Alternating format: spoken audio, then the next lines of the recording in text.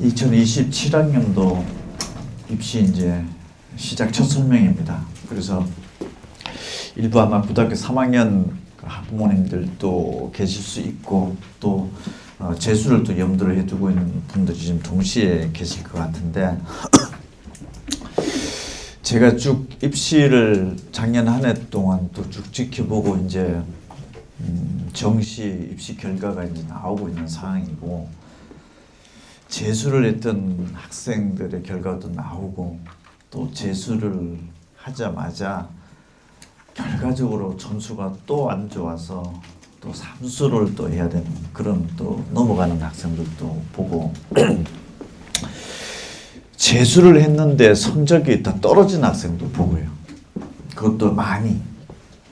그래서 이런저런 걸 보면서 2027학년도 수능을 이제 맞이하게 돼 있는데 이 시점에서 지금 여러분들에게 첫 설명인데 분야별로 이제 또 뭐 다음 주나 다다음 주부터 분야별로 이제 또 설명이 계속 진행이 될 건데 어쨌든 지금 이 시점에서 제가 여러분들에게 고등학교 3학년으로 올라가든 재수를 염두를 해두고 있든 삼수를 염두를 해두고 있든 이 시점에서 꼭 좀 전해드리고 싶은 내용들만 오늘 조금 말씀을 좀 우선적으로 드리고 뭐 디테일한 부분들은 또 여기 학원 원장님이라든지 말씀을 하실 거예요.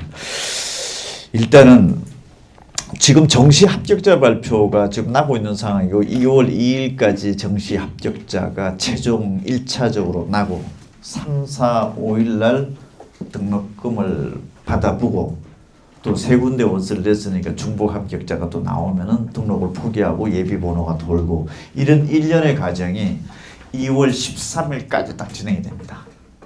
그럼 2월 13일 날이 금요일 날이고 설날 연휴가 시작되는 딱 전날이죠.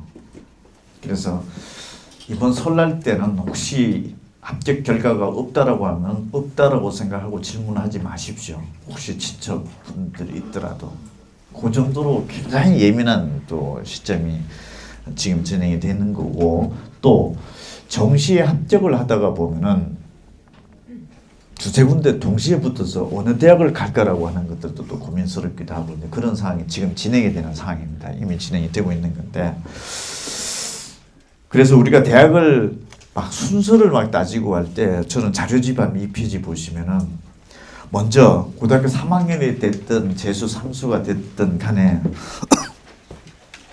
전 개인적으로 대학의 순서들을 보면은 로스쿨 합격생이 어떤가라는 생각이 좀 듭니다. 최근 9년간의 로스쿨 합격생 배출 대학입니다. 그래서 고3이 됐든 재수 3수가 됐든 목표 대학이라고 한다라고 하면은 그래도 한 이쯤 정도를 잡는 게 어떨까 싶습니다. 여기에는 보면은 로스쿨 시험, 법학 적성 시험, 리트 시험이라는 것도 봐야 되고 그 리트 시험에 보면은 수능 국어나 리트 시험에 지금 그 시험지, 국어 시험지나 거의 똑같습니다. 그래서 수능 국어 준비하는 애들이 리트 시험으로 준비하는 애들도 있고 그래요. 그래서 그 시험도 통과를 해야 되고요. 또 대학 교수님들이 면접을 봅니다. 면접을 보는 데 있어서 참 중요한 거는 제가 봤을 때는 출신 대학 같아요. 그래서 이게 사회적으로 이 정도로 지금 현재 대학의 레퓨테이션 자체가 형성된 것 아니냐. 나름의 한번 생각을 한번 해보십시오. 그래서 내가 내신이 됐든 수능이 됐든 어느 정도 때를 지금 현재 대학을 대충 눈으로 보고 있냐라고 하면은 이쯤 되는 대학을 일단 한번 생각을 해보라. 이런 메시지를 한번 드리고 싶고 5페이지 보면은 서울권 소재 대학에서는 제일 많이 가는 대학이 이 정도 대학이 딱 나옵니다. 그래서 이 중에 하나 찝으라 얘기입니다. 일단 내신 성적으로 되든 수능 성적으로 되든 현재 성적으로 갈 수 있든 없든 간에 목표치 자체는 대강 한번 이렇게 한번 보고 또 경인권의 소재에서는 이 정도로 가고 있고 지방권의 소재 대학은 이렇습니다. 이걸 이제 각 로스쿨에서 출신 대학을 발표한 대학이 있고 안 발표한 대학이 있는데 발표한 대학 기준으로서 집계를 내보면 이렇습니다. 그래서 우리가 생각하기에 인서울이라고 다 좋은 대학이냐? 저는 그것도 잘못된 생각이라고 봐요. 4년제 대학은 저렇게 열심히 가려고 하는데 전문대학은 가면은 무슨 엄청나게 뭐 대학을 아닌 것처럼 인식을 하고 있는데 실제 전문대학 들어가려고 하면은 경쟁률이 상당히 높습니다. 그리고 점수대로 보면은 일반 서울 수도권 4년제 대학보다 더 높은 것도 있고 그래요. 우리가 점수가 3점 여기가 더 높고 4점 여기가 더 높고 이랬겠지만은 실질적으로 사회적 레퓨테이션으로 보면은 지방에 가서 부산 대구에 가서 부산대 경북대 바라보는 시각과 서울에서 부산대 경북대 바라보는 시각은 지역차도 대단히 큽니다. 그래서 어쨌든 대학이라고 하는 부분들은 대강 제가 봤을 때는 좀 굵직한 대학들로 다시 재집결하는 분위기도 있는 것 같습니다. 그래서 아무리 뭐 5점, 4점, 3점에 저게 높고 하는 거는 입시계에서 하는 얘기들일 수가 있는 거고 실제 사회적으로 보면은 어떤 이런 부분들도 한번 생각을 하고 목표치 대학의 설정을 한번 다시 한번 참고를 한번 해보시기 바랍니다. 8페이지 로스쿨 출신 학과들 문과 쪽에 가보면은 워낙 추합이 많이 돌고 있기 때문에 실제적으로 각 대학들의 입시 결과를 보면은 그 대학에서 우리가 문과 하면은 경제경영학과가 합격 점수가 제일 높은 것 같지만 실제적으로 가보면 경제경영학과가 저 최상단에 있는 대학교 학과들이 잘 없습니다. 그만큼 추합으로 많이 빠져나가고 결과적으로 추합이 덜 돈 학과가 또 최상위권에 있기도 하고 그래서 대학들이 합격 점수 발표했던 것들을 보면은 문과 같은 경우에는 학과보다는 그냥 대학의 어떤 우선적으로 지금 현재 경향이 뚜렷하게 나타나고 있고 실제적으로 로스쿨 합격하는 학과들도 보면은 어느 학과가 중요하다라기보다는 어느 대학이 중요했다라는 게 분명히 지금 현재 나타나고 있는 상황이네요. 그래서 서울대, 연세대, 고려대 나머지 로스쿨에서 합격한 학과들의 문과, 이과의 합격 학과들도 한번 살펴보십시오. 그래서 대학의 목표 설정이라는 거는 정말 중요한 것 같아요. 그게 돼 있는 학생과 돼 있지 않는 학생은 재수를 하든 삼수를 하든 하늘과 땅인 것 같아요. 이 격차가. 그래서 여러분들 자녀분들한테 목표 대학이 어디냐, 이유가 뭐냐 명확하게 한번 돼 있는지 안 돼 있는지 보고 여러분들 스스로도 한번 생각을 해보십시오. 그래서 우리가 너무 지나치게 뭐 인서울 하는 경향도 있는 거고 수도권 하는 경향도 있는데 냉정하게 바라놓고 보면은 지금 현재 이런 어떤 브랜드 레퓨테이션이 있다라고 하는 것들도 접근을 한번 달리 한번 해보시면서 한번 접근 한번 해보십시오. 15페이지. 대학을 들어가는 것도 중요한데 대학 들어와서 뭘 하느냐, 취업 상황은 또 어떻게 되느냐. 여기에도 한번 지져보면은 서울이라든지 경인이라든지 지방권에 같은 경우에 옛날에 보면은 이과가 취업이 잘 된다. 무조건적으로 잘 된다. 그래서 이과 집중 쏠림 현상. 근데 작년도부터는 이과보다는 좀 문과가 많아지고 있다. 이런 얘기들도 나오고 있고. 야, 요즘 AI 시대인데 이과의 상위권 학과가 옛날처럼 그대로 상위권 학과냐 아니면 뭐 대학들마다 학과가 좀 개설이 되고 있습니다. 문과 쪽에서도 지금 막 AI 학과가 개설이 되고 있고 또 로스쿨 가보면 학과 상관없이 그냥 대학 브랜드 우선적으로 지금 붙고 있고 그런 상황이네요. 그런데 인문 자연에서 취업률 격차를 연도별로 쭉 한번 봐보십시오. 차이가 지금 2025년 기준으로 보면은 인문 자연의 취업률 격차가 거의 붙어버렸습니다. 그래서 요즘 AI 시대에서 제일 똑똑한 사람은 질문 잘 만들어내는 사람. 어떤 뭔가 복합적이고 뭔가 문제의식을 가지고 있으면서 질문을 좀 똑똑히 할 수 있는 그런 사람이 유능한 사람이지 않느냐. 이런 쪽으로 이제 가는 분위기가 되고 대학도 인문계 쪽에 가보면은 복수 전공도 많고 부전공도 참 프로그램이 대학마다 잘 되어져 있고 이런 상황입니다. 그래서 작년도 입시 상황들 보면은 문과, 이과가 서로 막 넘나들고 있습니다. 지금 이과 애들은 문과에 지금 지원을 해보기도 하고 또 정시에서도 또 문과 애들은 또 과감하게 이과에 정시를 또 지원해보기도 하고 그런 상황이 벌어지는 상황에서 인문계하고 자연계하고 취업률이 거의 붙어버렸다. 비슷한 것도 굉장히 특이한 특이점 중에 하나입니다. 그래서 학과 선정하는 데 있어서도 한번 생각을 좀 참고를 한번 해보시고, 서울이 인문계가 64.5% 있는 자연계가 66.1%, 1.6% 포인트 차네요. 옛날에 비해서는 참 많이 줄어들어 있다. 이렇고 있고, 여러분들 이제 대학을 선택하는 것도 목표처럼 생각을 해보고, 학과를 선택하는 것도 이런 변화의 흐름도 있다라고 하는 부분들도 한번 참고를 한번 해보시고요. 16페이지. 서울 지방과 취업률 격차도 지금 6년 동안 최저치네요. 어디 가면 취업이 잘 되고 어디 가면 취업이 안 되고 이런 부분들도 아예 특정할 수 없는 상황이구나. 인문계, 자연계도 좁혀지고 있고 서울 지방에서도 취업이 안 되면 같이 안 되는 거고, 그러니까 올해는 대규모적으로 지방 애들이 서울로 안 들어갔고 오히려 지방 쪽으로도 가는 애들도 있고, 우리가 얘기했던 지방 거점 국공립대학이라든지 이런 부분들에 대한 인식도 상당히 바뀌어지고 있는 걸로 지금 확인되고 있는 상황입니다. 그래서 수도권 나오면 취업이 잘 된다. 이것도 너무 무리한 생각일 수도 있다는 거. 가만히 보면 격차도 줄어들고 있는 상황이고 인문자연도 격차가 줄어들고 있다. 이때 목표 대학을 어떻게 설정을 할 것이냐, 또 한번 이것도 생각을 한번 해볼 수 있는 시점상으로서는 좀 필요할 것 같아서 말씀드렸고, 그 다음에 17페이지는 대학별로 취업 요청 참고 한번 해보십시오. 주요 10개 대학, 그 다음에 지방권 주요 대학에서 이런 상황이다라는 거.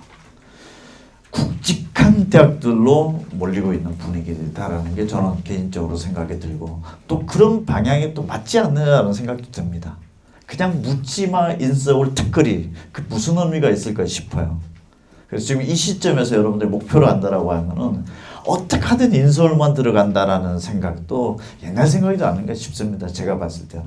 지금 이제 사회적으로 평판 자체가 이렇게 돌아가고 있는 상황인 거고, 냉정하게 놓고 보면은 서울에 있는 끄트머리 대학하고 지방에 있는 부산대, 경북대라든지 지방 거점 국공립대학들 여러 가지 한번 생각해 봅시다. 뭐 교수의 퀄리티라든지 여러 가지 면들 보면은. 그래서 대학의 선택을 좀 묵직하게 좀 생각을 해보는 게 어떨까 싶어요. 조금 크게.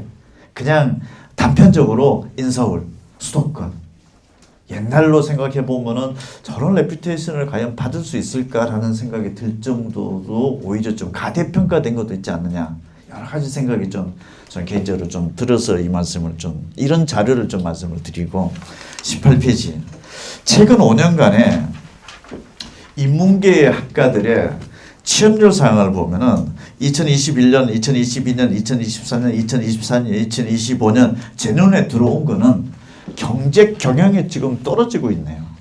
상위권에서. 묻지마 경제 경영도 아니다 지금 이 시대는. 지금 뭐 철학과가 위로 올라와 있고, 얼마 전에는 뭐 어떤 언론에서 철학과가 뜨고 있다. 좋은 대학 나와서 철학과 나와서 로스쿨도 가고요. 여기서 생각 깊이 있는 사람들이 뭐 변화된 시대에서, AI 시대에서 뭘 만들어낼 거를 고민하고 아이디어 내는 사람들, 뭐 이런 시대로 가고 있다라고 하면은 일단은 대학이 먼저 우선적인 게 있는 것 같고, 그 다음에 학과가 어떻게 보면 차선으로 좀 가는 분위기가 되지 않느냐. 옛날 사람들이 지금 뭐 경제 경영학과 가면 취업 잘 된다. 이것도 어떻게 보면은 흐름상으로 이래 놓고 보면은 바뀌고 있다라는 거. 여기서도 목표 대학 설정하고 학과의 설정, 어떤 순위 자체를 어떻게 생각해야 될지 한번 참고치로 한번 봐보시고, 어떤 대학 학과들이 취업률이 높은지도 지금 주요 10개 대학에서 그 대학에서 상위 5개 학과의 취업률 높은 학과들을 한 50개를 추려보면 이 판이 나옵니다. 여러분들이 과를 선정하는 데 있어서도, 대학을 선정하는 데 있어서 꼭 참고를 한번 해보시기 바랍니다. 그 다음에 20페이지 자연계. 2021년부터 2025년까지 주요 10개 대학에서 각 대학 상위 5개 학과 취업률 한 50개 학과들을 들여다보면 연도별로 이렇습니다. 옛날에는 제일 공부 잘하는 애들 의대, 두 번째 컴퓨터. 취업률 상황도 보면은 컴퓨터 소프트가 지금 2021년에는 있다가 연도로 갈수록 지금 없어지고 있네요. 상위권에서. 이것도 지금 현재 흐름이 바뀌고 있는 거예요. 옛날 컴퓨터지 지금 반도체도 나와 있고 AI 학과도 나와 있다는 거. 이것도 지금 분산되고 있는 상황이 벌어지고 있네요. 그래서 대학을 가는 것도 중요한데 대학을 가서 나온 이후에 어떤 흐름의 까다로운 변화가 있는지도 눈여겨 한번 봐보십시오. 아, 이런 학과 군들 자체가 지금 현재 바뀌어지고 있다. 컴퓨터가 이제는 아니네. 컴퓨터 공학이 옛말이네. 취업도 잘 안 된다는 얘기가 돌고 있는데 실제 팩트로 보면은 이러네. 그럼 앞으로 여러분들이 데려갈 때는 어떤 쪽이 현재 여기서 AI 학과라든지 본격적으로 졸업생이 안 나왔습니다. 아직까지. 근데 이미 진입 단계에서는 변화가 생겼고 새로 만들어진 그런 관련 학과들은 졸업생이 아직까지 미배출 상황인 학과들이 많습니다. 그래서 이런 학과의 흐름들도 인문자연계에서 잘 한번 살펴보시고 조금 시야를 한번 넓혀 보십시오. 이때 여유가 좀 있을 때 일단 스타트 라인에서. 그 다음에 22페이지 정시 지원 상황 2022, 2023, 2024, 2025, 2026학년도 최근 5년치 보면은 서울하고 지방권의 경쟁률이 격차가 없어졌습니다. 우리가 옛날에 보면은 맨날 벚꽃 피는 순서대로 대학이 망한다 이렇게 됐었는데 지방권 경쟁률이 확 뛰쳐 올라가고 있고 서울권이 딱 붙었어요. 지금 서울권 정시 평균 경쟁률 6.01대 1. 이번 지방권 5.61대 1. 0.40대 1 격차로 최소로 좁혀졌습니다. 지금. 이게 또 어떤 의미를 하고 있는지는 지금 인식과 뭔가 문화가 지금 바뀌어지고 있다는 게 지금 명확하게 드러나고 있는 거죠. 저기 간 듯 성공한다라는 보장이 없다라는 것도 있을 수 있고 그냥 우리가 너무 지나치게 가대평가된 것도 있고 가소평가된 것도 있고 여러 가지 지금 현재 재해석의 뭔가가 지금 현재 흐름이 나타나고 있지 않느냐. 어떻게 보면은 서울권 소재대학이 비상이 걸렸을 수도 있다. 수도권 경인권에 있다라고 하는 이유만 가지고서 고프리미엄을 누려왔던 대학들도 있지 않느냐. 저는 개인적으로 그런 생각도 듭니다. 그래서 이런 부분들의 어떤 격차가 일단 발생을 했다. 이게 뭐 하향 지원이다. 이게 단순하게 볼 사안도 아닌 것 같아. 이 자체가. 그 다음에 충청권하고 대구 경북은 서울권 평균 경쟁률을 앞섰습니다. 최초입니다. 올해 정시 지원 결과 상황에서. 그래서 이런 변화도 지금 현재 감지되고 있고 그만큼 제가 대학을 좀 묵직하게 이제 좀 판단을 해보라. 너무 좀 가볍게 어떤 로케이션 위치 위주로만 이렇게 생각하는 시대도 좀 바뀌지 않느냐. 그 다음에 23페이지 뭐 지방권 제가 두둔한 건 아니고 어쨌든 좋아졌다는 시그널이 하나 나왔고 지원자 수가 제일 많은 대학은 중앙대학교, 가천대학교, 성균관대학교, 건대, 한양대, 숭실대, 홍익대 뭐 이런 순서였습니다. 올해 정시에서는. 지방에서는 부산대, 경북대, 전북대, 뭐 충북대, 경상공대대, 지방 사립대에서는 단국대, 계명대, 춘천대, 영남대, 고려대. 점수가 좀 안 나온다. 그냥 인서울 소재 대학에서 평생 쫓아가는 브랜드들을 하나 갖고 있으면서 유학을 갈까, 편입을 할까, 대학원을 갈까 할 때 잘 한번 생각을 해보십시오. 첫 번째 꼭지의 대학입니다. 이 판단이 나중에 A 대학에서 대학원을 한번 옮겨간다. 이 같이 돌아가는 이게 추적이 되는 건데 어떤 선택을 하는 것이 조금 묵직한 생각인지 여러 가지 해석상으로서. 그래서 그런 게 어떻게 보면은 지금 약간 변화되는 흐름인 것 같고 저는 그 흐름은 제가 봤을 때는 저도 상당히 기간 오랫동안 있어 왔지만은 난 그게 또 맞다라고 봐요. 그냥 단순하게 여기가 뭐 취업이 잘 된다. 여기 있으면 학원도 많고 모두 좋다. 모든 것이 다 좋다. 이렇게만 평가 내릴 건 아니고 그냥 대학의 순서는 명확하게 별로 안 바뀐 것 같고요. 지금 생각보다 굉장히 많이 바뀐 것 같지만은 하나도 안 바뀌어졌는데 가벼운 뭔가들이 조금 인식이 좀 저렇게 지배적으로 간 것도 있지 않느냐 이런 생각도 들고 24페이지 올해 86,004명을 모집하는데 정시에서 3회 지원을 하는 걸로 51만 4,873건이 지금 현재 정시 원서 접수를 해놓고 있고 그러면은 건수 기준으로 보면은 42만 8,869건이 떨어지게 돼 있는 거고 전년도랑 대비를 해보면 27,659건이 더 떨어지는 거고 정시 3회 지원을 감안해 본다라고 하면 한 10,000명 정도 탈락이 늘어날 것 같네요.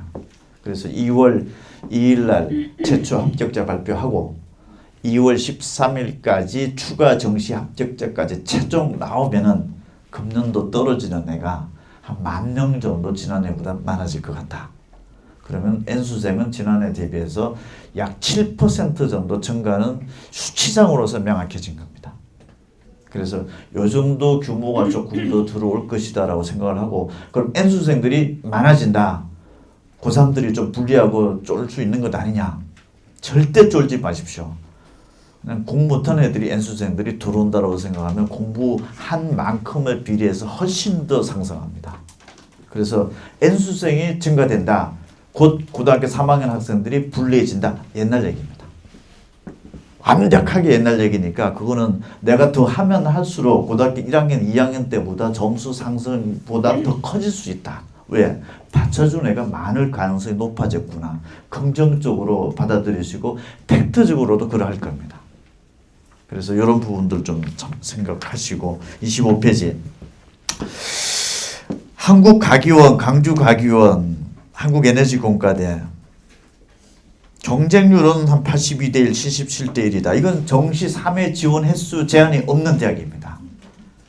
다른 데 세 군데 쓰고 여기 한 군데 더 넣어도 네 번째라고 인정 카운팅이 안 되니까 80대 1이 넘어갑니다. 경쟁이 참 높아졌어요. 작년도보다. 근데 지원자 수는 좀 줄었어요. 그 다음에 수시 때는 지원자 수가 많았어요. 이들 대학이. 그래서 수시 때는 올해 의대보다는 가교원 이런 데들이 이공계 애들이 좀 이런 가교원에 관심을 좀 많이 가졌다 얘기하고 정시 때도 좀 지켜봅시다 했는데 정시 때는 경쟁률은 높아졌는데 지원자가 조금 줄었어요. 그러면은 이것도 어떻게 해석을 해야 정시 때 좀 지켜보면서 정시 때도 수시 때처럼 가교원이 좀 증가되는 양상이 벌어지면은 확실히 의대 쪽보다는 가교원이나 이런 데 어떤 그 층 자체가 좀 넓어진 것 아니냐. 이과 상위권 학생들이 또는 의대 정도 갈 만한 이과 상위권이 줄어든 것 아니냐. 이런 다양한 해석이 되는데 지금 현재 구도로 봤을 때는 살짝 줄었네요 지금. 근데 이건 줄어든 원인을 뭐 마이크로하게 들여다 보면은 한국과학기술원 같은 경우에 삼성전자 반도체 계약학과가 정시에서 이번에 안 뽑았고 굉장히 몰리는 전형들인데 그런 원인들이 이렇게 보면 비슷했다라는 정도로 될 것 같죠. 26페이지 보면은 그런데 의대, 치대, 한의대, 약대, 수의대 정시 지원자는 이만큼 확 줄어버렸네요.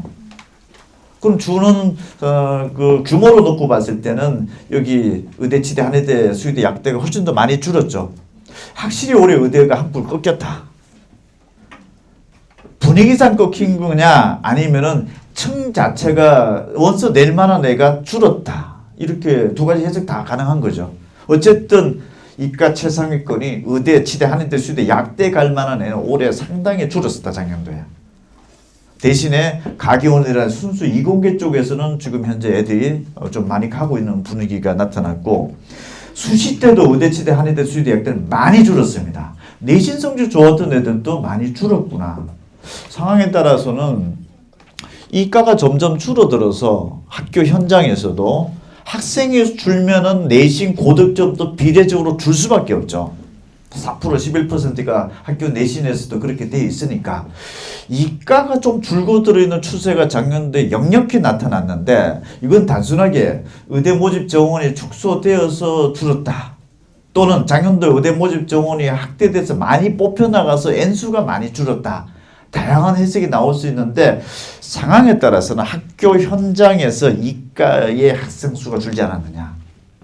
그래서 그만큼 옛날에 한 1.2, 1.3등급 정도 어떤 그 극상의 내신 때 애들도 줄지 않았느냐라는 건데 올해도 좀 그럴 수 있지 않을까라는 생각은 듭니다. 상황적으로 봤을 때.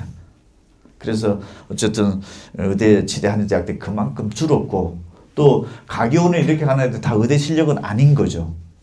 그만큼 한층 약간 낮은 상태에서 자영의 최상위권들이 지금 현재 군락이 조금 바뀌어지고 있는 것 아닌가라는 그런 생각이 좀 들고 정시 때는 연대 고대가 조금 상대적으로 정시 때는 증가됐고 자연계 쪽이 의대 쪽으로는 약화된 걸 보더라도 뭐 연대 고대에서 넣는 학생들이 무조건 다 의대 정도 점수대가 나오는 건 아니죠. 그런 걸 감안해 봤을 때는 확실히 좀 이과 최상위권의 층 자체는 얇아졌었는데 금년도에도 그런 추세가 나타날 가능성이 대단히 높지 않을까. 현재 저희로서는 그렇게 예상이 듭니다. 저희 회사에서는 그렇게 예상이 듭니다. 27페이지.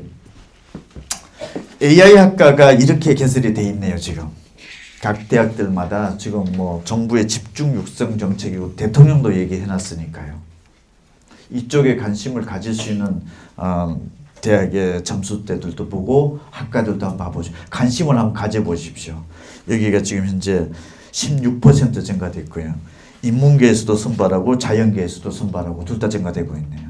그래서 이런 학과들은 이제 하나의 그룹핑화되고 우리가 의대하면은 전국에서 의대하면은 전국 어디를 가든지 간에 프리미엄이 있는 대학 학과로 설정인데 어느 대학이든지 간에 그러면 앞으로 이런 대학 학과 군들도 하나 형성될 가능성이 높습니다. 그래서 이런 부분들도 한번 봐보시고 취업 이런 데 있어서 굉장히 상황이 달라질 수가 있는 거고 상황에 따라서는 대기업도 달라붙을 수가 있는 거고 그런 상황이 이제 일단 보입니다.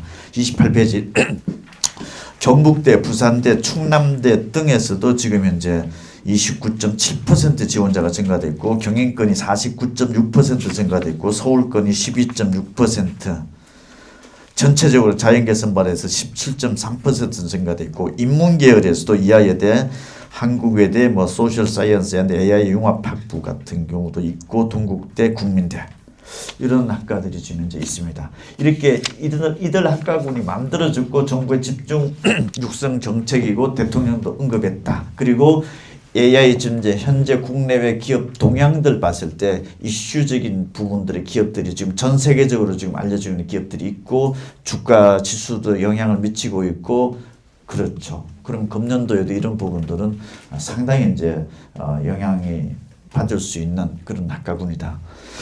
29페이지. 삼성전자, SK하이닉스, 삼성이 제가 작년 이맘때 이들 학과들은 좀 주목을 해보라고 그랬는데 삼성전자, SK하이닉스, 삼성 SDI, LG U+, LG 디스플레이, 카카오 엔터프라이즈, 현대자동차 졸업하면 데리고 간대요. 취업.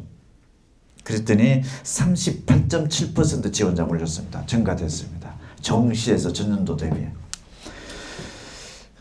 이게 아마 일요일자 기사 나올 겁니다. 이 기업들 쫙 나열해가지고. 그래서 삼성전자가 뭐 성균관대학교 옛날에 성균관대학교 하나밖에 없었는데 이렇게 많이 만들어졌습니다. 치열한 경쟁 구도가 형성이 되고 있는 거고 가기원에서도 지금 현재 개설이 되어 있고 성균관대학교가 조금 줄어드는 거는 모집 인원이 지금 정시 선발인이 조금 줄어드는 원인이 있어서 그런 거고 한양대학교가 조금 줄어든 걸로 되어 있는 거는 여기는 이제 학생부를 또 한 10% 반영된다는 약간 살짝의 변화가 있었습니다. 그런 부분들 말고 어쨌든 대기업 계약학과들이 이렇게 있고 지원자가 38.7%가 늘어났고 정시에서 취업이 보장 개런티 되는 거다. 그리고 현재 20, 30대들의 취업률 상황을 놓고 봤을 때 이들 학과들의 주목은 굉장히 높아지지 않을까. 그래서 자연계 최상위권은 세 그룹핑하로 될 것이다라는 거. 의대, 메디컬 라인, 그 다음에 AI 라인, 그 다음에 대기업 계약학과 반도체 라인. 컴퓨터 쪽이 다운사이징으로 좀 가고 있는 것 같고 그런 현재 전반적인 분위기입니다. 30페이지 수시 서울대, 연세대, 고려대 수시에 1차 합격을 시켜봤더니 연세대 45.1%, 고려대 47.9%가 일단 중복 합격으로 다른 대학 갔습니다. 그리고 최종 수시 합격자 1차, 2차, 3차 이런 식으로 막 발표를 대학들이 하는데 추가 합격 발표 최종까지 한 걸 봤더니 연세대학교 89.8%, 고려대학교 86.4%가 일단 그 학교 안 갔습니다. 딴 데 중복으로 합격했다는 얘기가 되죠. 2025학년도 상황이랑도 거의 비슷한 상황입니다. 1차 합격자로 봤을 때. 근데 올해 이제 최종 합격자가 이제 더 추가적으로 막판에 전화까지 하고 이런 것들이 있었는데 어쨌든 거의 다 빠져나가는 분위기가 되고 자연계 쪽도 1차가 48.5%가 연대가 나갔고 고려대학교 46.3% 작년 2025학년도 1차 추가 합격자 빠져나간 걸로 보면은 거의 비슷하죠. 의학학 계열도 작년에 44.4%, 올해 44.4% 연대 빠져나가고 1차 합격자 58.2% 빠져나가고 작년에 비슷하죠. 그래서 이거는 학교 내신 성적이 수시에서 고등학교 4반 올라간다. 내신 성적 괜찮다 싶으면은 그냥 대학은 그냥 굴러가는 분위기는 그대로입니다. 그래서 내신 성적이 괜찮은 상황에 놓여져 있다라고 하면은 자신 있게 수시를 밀어붙여 나가십시오. 그래서 작년이나 재작년 놓고 봤을 때 한 번 내신 성적 좋은 애들은 연고대 정도 붙는 애들은 나머지 다 서울대를 붙거나 또는 의대를 붙거나 이런 쪽으로 동시에 지금 빠져나가는 구도가 되는 거고 변함이 없다라는 거. 그래서 지금 내가 학교 내신 성적대가 한 1등급대 정도를 찍고 있다라고 하면 무조건 수시로 대학 갑니다. 그리고 한 문과 쪽에서는 2.5등급, 자연계 쪽에서는 2.0등급 정도 언더 쪽에 있다라고 하면은 수시에 대체적으로 포커싱 맞춰서도 상관없을 것 같습니다. 그 정도만 한 2점 초반대만 지금 나온다 하더라도 그 학생이 전체적으로 놓고 봤을 때는 제가 봤을 때는 전국 집단으로 보면은 한 2~3% 이내 라인 정도 들어오는 애들이다. 이 정도로 생각해도 될 것 정도로 되는 거니까 학교 내신 성적대로 한번 그 정도 1등급대라도 2점 초반대 등급대 정도 되면은 일단 대학의 눈높이를 어떻게 맞추느냐의 문제인 거고 수시에서 수능 체제를 얼마만큼 맞추느냐의 문제인 거고 그 정도 들어오면 최소한 내가 대한민국에서 2~3% 안에 정도 들어오는 집단화 정도 돼 있는 거고 요 정도 범위에서 대학을 한번 찾아보자. 잡고 이건 동네 어느 지역을 막론하고 일단 이 점수대에 들어왔다는 그 자체만 하더라도 희소 가치가 높다라는 겁니다. 그래서 제가 연대고대 수시 합격생이 이만큼 중복 합격으로 빠져나갔다라는 추세가 작년이나 재작년에 비슷하게 나타나잖아요. 그러면 올해도 비슷하게 오히려 더 세게 나타날 수도 있죠. 왜? 올해는 조금이라도 작년보다는 학생 수가 줄잖아요. 고등학교 3학년 학생 수가. 학생 수가 줄었다는 얘기 자체는 조금이라도 내신 고득점자가 줄었다는 얘기가 되는 거고요.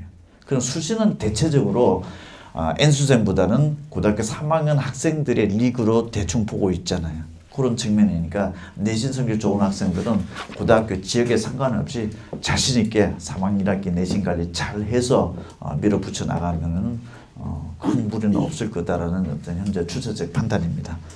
그다음에 31페이지 정시 합격자가 이제 2월 3, 4, 5일 이후부터 2월 이제 6일부터 이제 추가 합격자가 막 발표가 됩니다.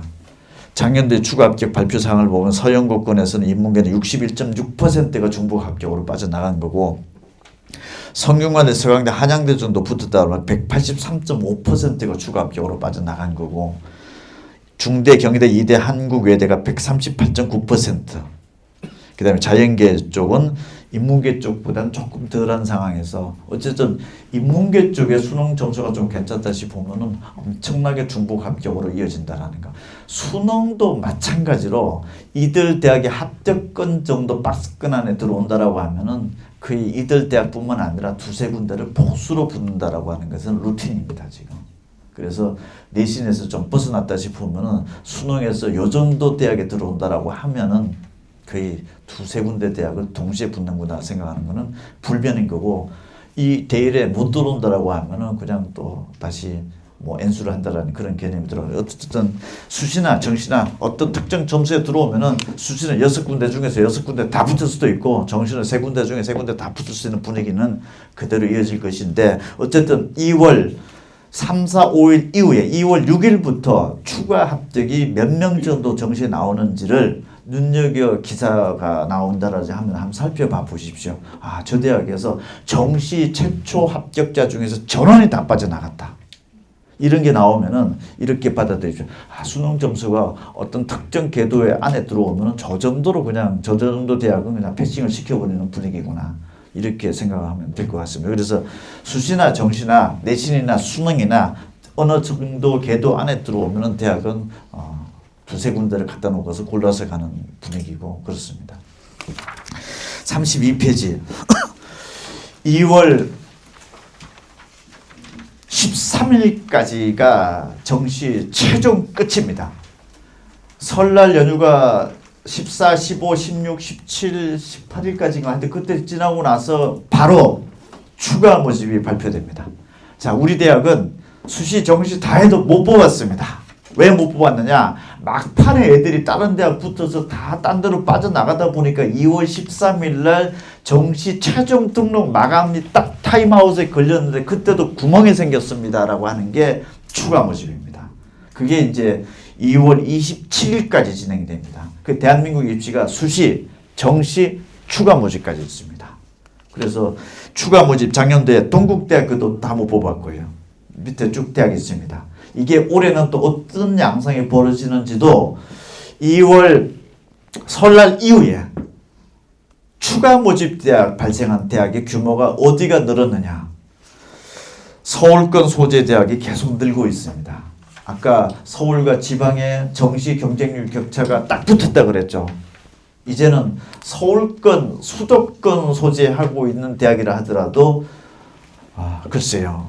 어떤 그런 분위기가 있습니다. 어쨌든 이 부분도 최종 못 뽑은 대학이 어느 정도 대학에서 어느 학과에서 발생했는지도 입시의 주요한 이슈가 됩니다.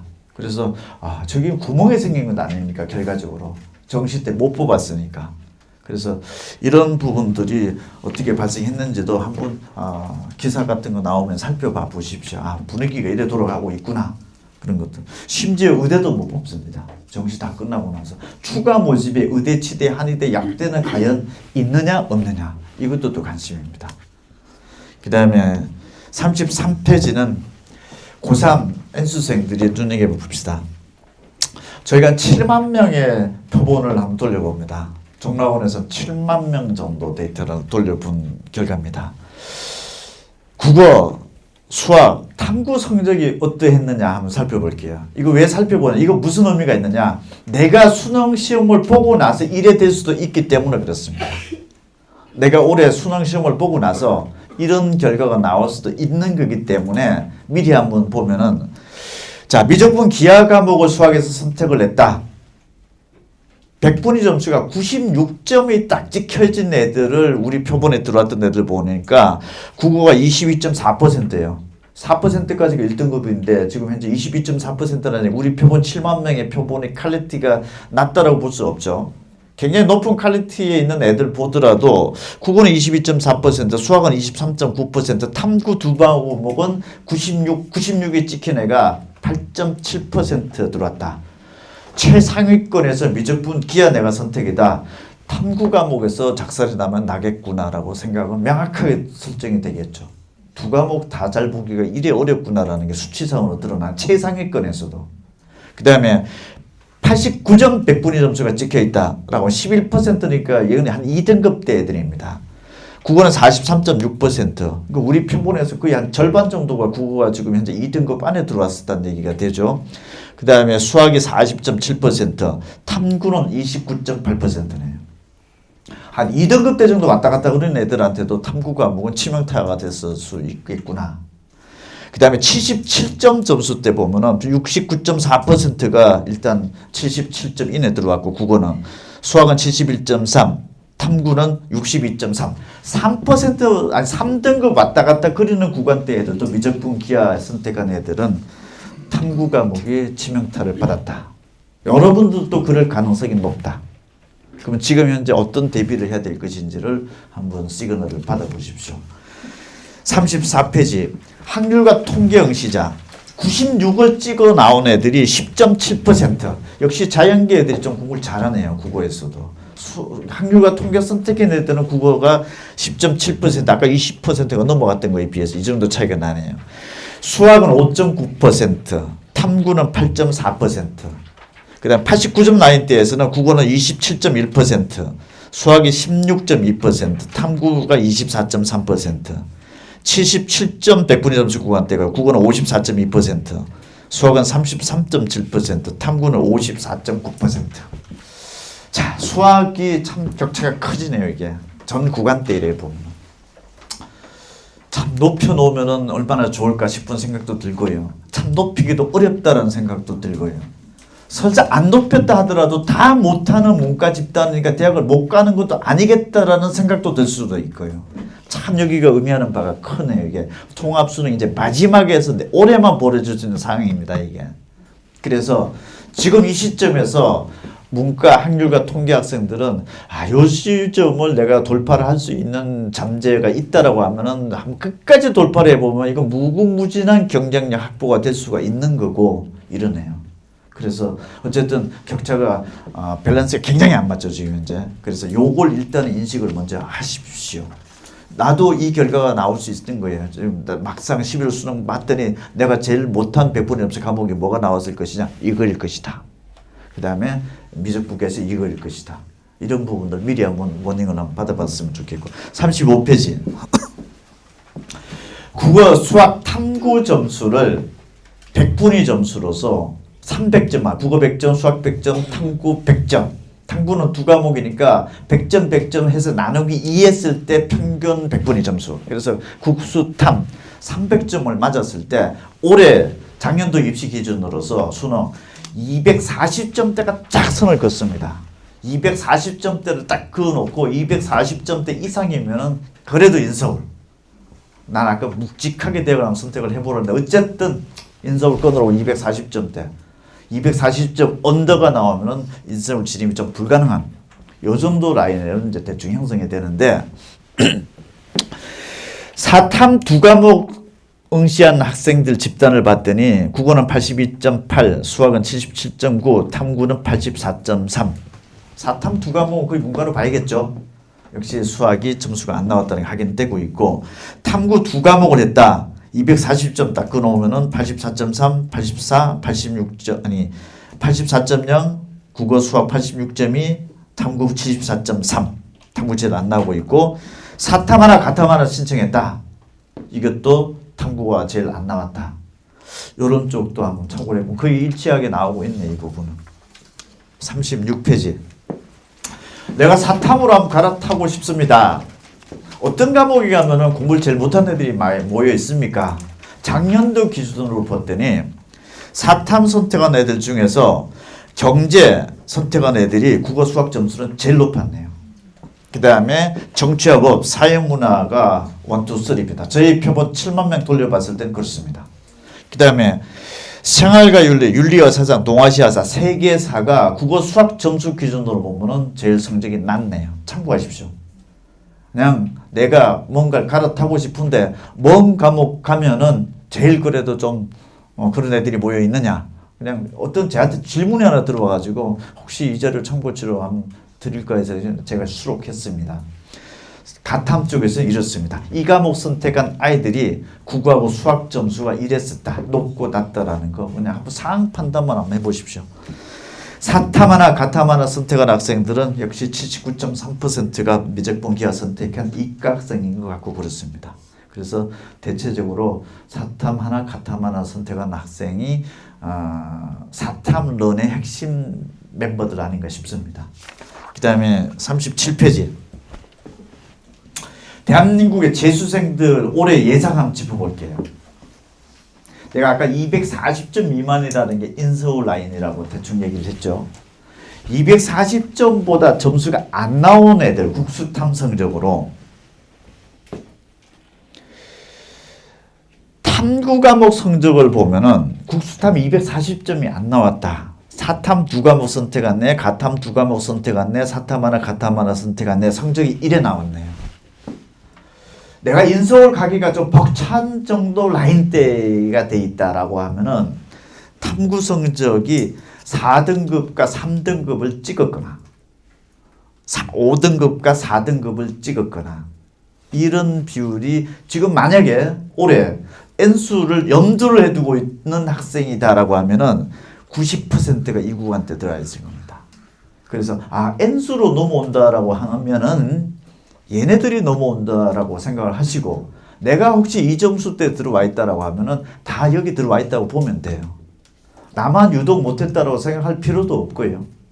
고등학교 3학년 올라가는 학생들은 N수가 들어와서 들이겁는다 생각하지도 말고 이런 애들이 대거 들어옵니다. 그래서 이 콤비네이션 조합에 거의 다 들어올 것 같습니다. 만약에 이 자리에서 N수를 생각하고 계신 분이 이 중에서 들어왔는지 안 들어왔는지 내심 성적표를 들여다보시면 대강 어떨까 싶습니다. 이게 어느 정도냐? 90%입니다. 그 다음에 38페이지. 240점 이상이면은 인서울권 안에 진입할 수 있는 정시권입니다. 1등급, 1등급, 2등급, 1등급, 3등급, 1등급, 3등급, 2등급, 3등급, 3등급까지가 거의 70, 80%네요. 딱 명암이 갈라집니다. 탐구 성적이 재수각은 아까 조금 전에 봤던 거. 그 다음에 재수를 했건 고3이 됐든 인서울권 진입각은 요게네요. 이거냐 게임이네요. 딱. 그래서 여러분 왼쪽에 제가 조금 전에 말씀드린 N수각에 들어있다라고 하면은 이쪽으로 진입을 목표를 삼아야 되는 거고 실제 240점 이상대 구간대에들 한 이 정도 퍼센티지 안에 들어와 있다. 요 격차 탐구에 갈목된 그러고 39페이지 국어 수학 점수 한번 들여다볼게요. 240점이 안 넘는 애들의 국어 수학 점수 미적분 기하 선택해서 240점이 안 넘었다. 4등급, 3등급, 4등급, 4등급, 5등급, 4등급, 4등급, 2등급, 뭐 5등급, 5등급, 6등급, 4등급 이게 90%네요. 이 조합에 국어 수학 점수가 지금 들어와 있고 학률과 통계 선택하는 학생들은 이 조합에 들어와 있을 겁니다. 대강에. 이래서 지금 N수를 시작하는 라인 선상에 있는 애들은 대한민국에서 여기 들어와 있구나 생각을 하시면 맞을 겁니다. 얘네들이 인서울 안에 들어오냐 못 들어오냐 이런 게임이 됐던 거고요. 그래서 내가 N수를 생각하고 있다라고 하면은 이 정도 안에 들어와 있으면 정상적인 거고요. 이 정도보다 좀 더 낫다 싶으면 괜찮은 상황에서 N수를 시작하고 있구나 판단하시면 되고 고등학교 3학년 학생들은 이런 학생들이랑 겨루는 거구나라고 생각하면 딱 맞습니다. 그 다음에 40페이지 240점 이상대 애들의 국어 수학 점수입니다. 2등급, 1등급, 3등급, 2등급, 1등급, 1등급, 3등급, 1등급, 2등급, 2등급 80% 넘네요. 딱 차이 각입니다. 국어 수학에서. 그래서 조금 전에 발표했던 각에 들어와 있느냐 이 각에 들어오느냐 이게 딱 비교 차이입니다. 대한민국에서 입시 결과는. 41페이지 고3 한번 들여다볼게요. 올해 고3 되는 수험생 지금 내가 재수생을 들여다보면 얘네들이 재수로 들어옵니다. 어느 정도 90% 이상이. 그럼 재수하는 애들은 1등급 2등급 아닙니까? 불과 몇 퍼센트로 보면 됩니다. 그리고 지금 240점 이상 구간대 조점수대에서 재수를 한다라고 하면 반수로 보면 될 거예요. 일단 대학은 붙을 거예요. 정시로서. 붙고 나서 반수를 하든 말든 그 판단이에요. 그리고 반수 애들이 얼마만큼 성적이 좋은 애들 오는지는 사실 잘 몰라요. 안 알려져 있어요. 너무 지나치게 반수생 유입도 걱정하지 마십시오. 제 통계에 의하면 잘 놀다가 들어오는 애들 많습니다. 그리고 대학 가서 반수를 하겠다라고 하는 생각을 가지고 하는 애들 반수 안 해요.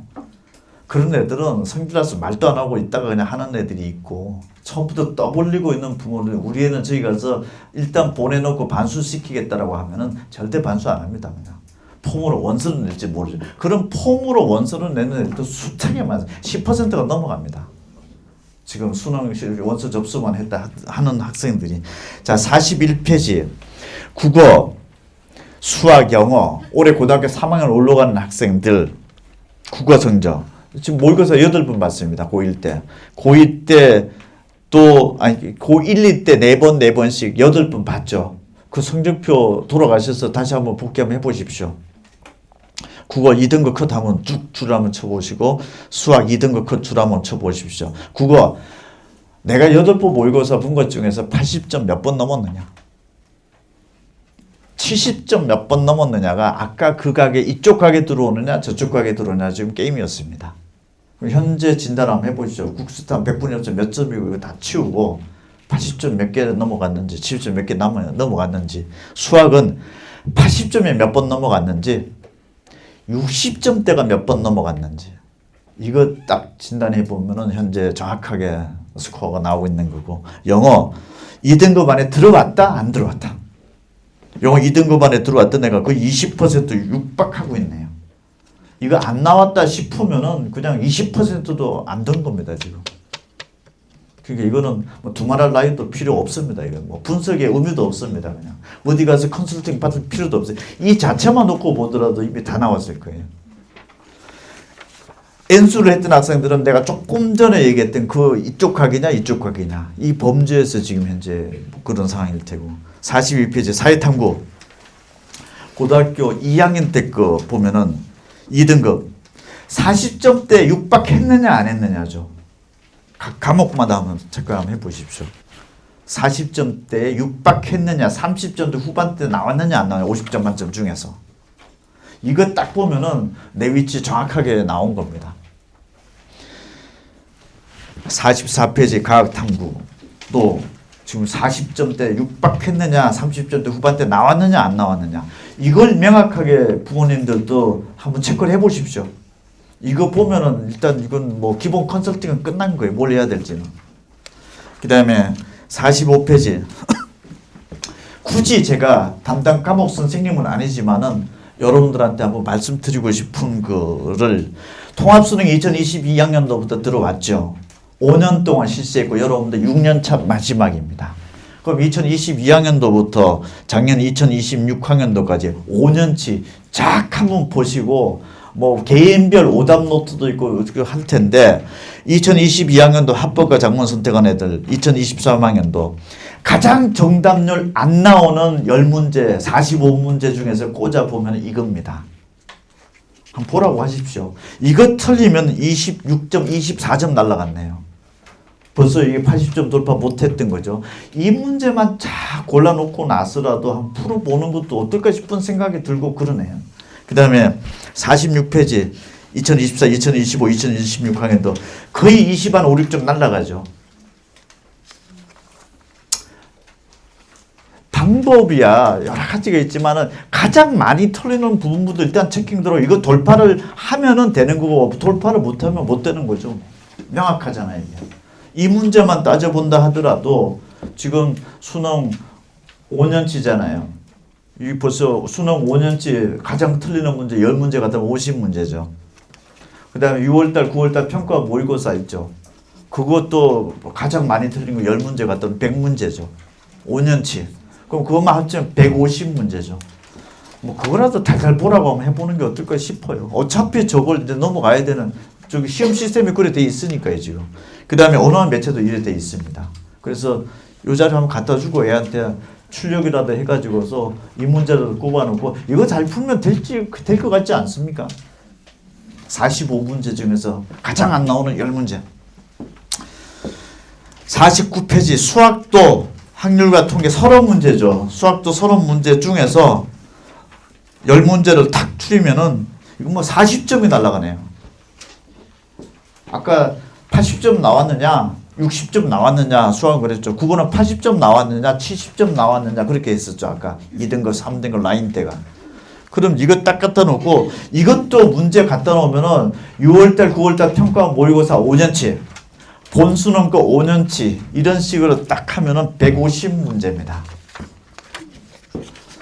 이게 학원 관계자분들도 다 듣고 계시고 이거 유튜브 다 찍고 계시고 할 텐데 이 데이터들이 어떤 의미가 있는지 한번 참고적으로 한번 봐보세요. 공부의 어떤 방법, 이거 이 시험 제도가 있기 때문에 이미 방법은 다 정해준 거잖아요. 이게. 51페이지 미적분 그렇고요.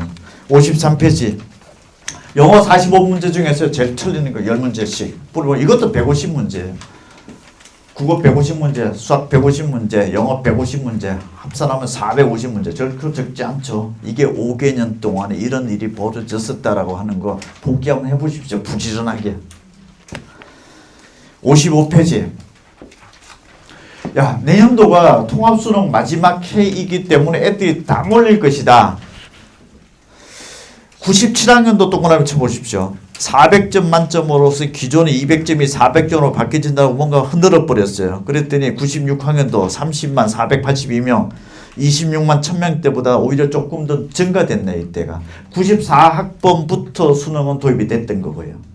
그 다음에 2000년도에 딱 가보니까 9등급제가 도입이 됐어요. 그랬더니 23만 3천 명이죠. 그 직전 해가 26만 1000명 때보다 응시생이 줄었네요. 그 다음에 2025학년도 뭐 이제 또 바뀌어졌는데요. 그랬더니 18만 4천 명으로 그 전에 17만 9천 명이라고 직전 해가 좀 비슷했고 등급만 제공했을 때가 있죠. 4% 1등급인데 그냥 1 이렇게만 줬던 거. 1대는 15만 1000명으로 주전에는 15만 9천명 직전 해가 좀 줄었어요. 그 다음에 2014학년도 AB형 제도 도입됐을 때 14만 2천 명이 바뀌어지기 전에 재수생이었는데 그 전에가 15만 1천 명 이것도 좀 줄었어요. 바뀌는 해의 그 직전 연도 좀 줄었고 영어 절대평가제가 2018학년 도입된 고전에가 13만 5천 명에서 고전에가 13만 6천 명 잠깐 살짝 줄었고 56페이지 2022학년 통합수능이 도입됐는데 그 직전에가 13만 3천 명 고전에가 14만 2천 명이 줄었어요. 여러분 때가 이제 2027학년도 2028부터 다 바뀐다. 통합수능 현재도 마지막이다. 현재 추세로 놓고 보면은 줄었었네요. 심리적으로 그런가 봐요. 내가 한 판 더 하면은 이게 막판이라고 하니까 뭐 애들이 다 몰릴 것이다라고 얘기를 했지만은 실제 몰리지는 않았습니다. 제가 추적해 보면은 너무 N수생 쫄지 마십시오. 들어오면 좀 즐기십시오. 재수를 한다 하더라도 그런 애들이 들어와요. 그러니까 너무 재수생이 어떻게 될 것이다 민감하게 하지만 마지막에다 이런 거 신경 쓰지 말고요. 하여튼 그런 추세선이었고 57페이지 서울 시내 양천구 하면 학교별로 한번 보여줘 보세요. 화면으로. 여기 졸업식 다 끝났는지 모르겠는데 양천구 학교에 가보면은 양천고등학교 졸업생 중에서 52.2%가 4년제 대학을 가고 있고 신서고등학교가 30.9% 50이 안 넘네요. 여러분 졸업식장 가보면은 절반이 4년제 대학을 못 가 있어요 지금. 졸업식장에 가보면 전문대학은 뭐 많아요. 20% 30% 있는 학교들도 있고 막 그러네요. 그래서 N수도 뭐 N수를 하겠다 마음 먹으면은 일반적으로 다 절반 이상 이렇게 돼 있다라고 보면 되는 거고 그런 상황입니다. 그래서 뭐 대한민국이 다 남의 떡이 커 보입니다. 결과론적으로 들어가 보면은 지금 절반도 대학을 못 갔습니다. 인서울이 아니라 4년제 대학 자체라. 58페이지 뭐 변수들이 있는데 이건 넘어가겠습니다. 59페이지만 잠깐만 제가 설명드리고 마칠게요.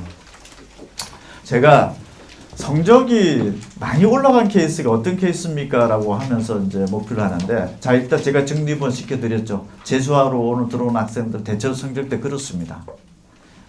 이래요. 재수하기 전에 성적대들은. 이게 정상입니다. 이게 이렇게 바뀌었습니다라고 하면은 마치 성형외과에서 비포 애프터처럼 보이기를 하는데 이거 이런 경우를 가지고 있다라고 생각을 하고 그냥 눈으로 보십시오 그냥. 근데 이거는 뭐 아무리 해도 저는 제가 맨 처음에 지금 오늘 제가 재수 설명회를 시작하면서 맨 처음에 제가 대학을 갑자기 보여드렸죠. 대학의 로스쿨 합격 순서가 어떻게 돼 있다. N수를 하든 고등학교 3학년이 됐든지 간에 첫 번째로 대학 입시를 한번 바라본다라고 하면은 명확하게 좀 대학의 꿈을 좀 그랜드하게 크게 가지십시오. 특히 N수를 생각한다라고 하면 저점 정도 대학을 정도 돼야 내가 자존심이 산다라고 하는 것이 고3이 됐든 재수생이 됐든 돼야 성공합니다. 그거 자체가 성립이 안 되고 나면은 이런 표 100번 보여드렸는데 아무 의미가 없어요. 일에 대해서 재수하러 온 거다라는 걸 굳이 뭐 얘기할 필요도 없는 대한민국 90%가 이렇습니다. 그냥. 그 다음에 두 번째가 일단 꿈 자체가 그렇게 꾸고 나만의 그 대한민국 세상의 꿈이라는 게 있다. 대학의 평판 자체도 2점, 3점 이렇게 가지고서 된 게 아니다라는 거 제가 대학을 좀 묵직하게 좀 생각을 해보라는 말씀을 드렸고 두 번째가 절대 공부량 늘리십시오. 그거 안 되고 나서는 절대적으로 뭐 안 될 것 같고 제가 세 번째 말씀드리는 거는 명확하게 대학에 욕심이 없고 절대 공부량 시간 자체도 지금 현재에서 늘려질 것 같지도 않고 늘리기도 힘들겠다 싶으면은 재수하지 마십시오. 굉장히 돈 낭비고 시간 낭비고 그 시간에 딴 거 해야 됩니다. 뭐가 있을 길이 많아요.